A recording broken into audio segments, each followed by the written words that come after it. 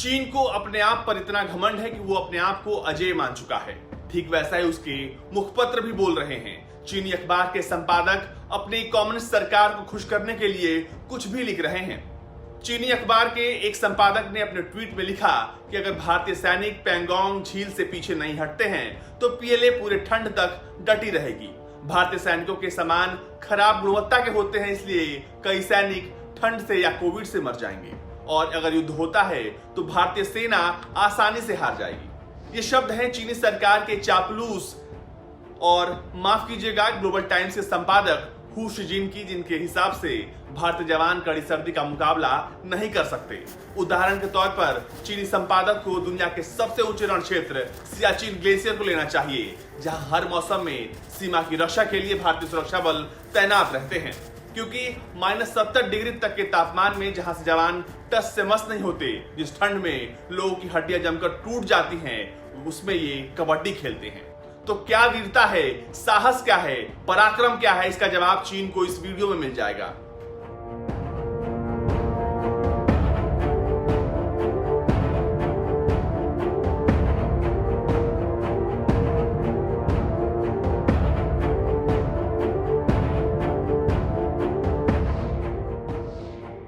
Who शिजिन जिसकी भाषा बोल रहे हैं वो साफ समझ आता है, क्योंकि बोलेंगे नहीं तो उनकी दुकान बंद करा दी जाएगी। लेकिन इनको हमारी तरफ से एक सलाह है कि सब पाल लें, गलतफहमी ना पालें।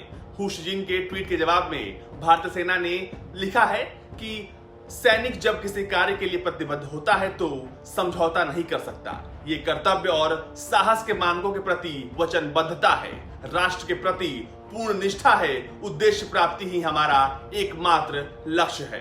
अब जरूरत है चीन को समझ लेने की कि जिसे वो कमजोर कह रहा है वो दुनिया की सबसे बेहतरीन माउंटेन फोर्स है। अगर अब भी कोई शक बचा है तो इन वीडियोस को देखकर वो इसे दूर कर सकता है।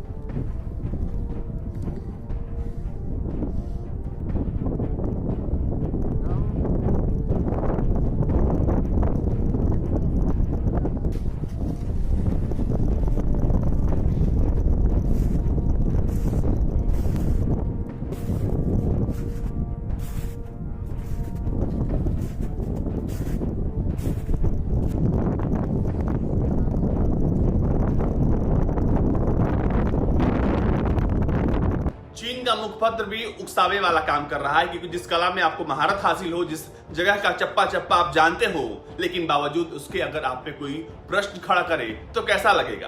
ग्लोबल टाइम्स वही कर रहा है, उकसा रहा है।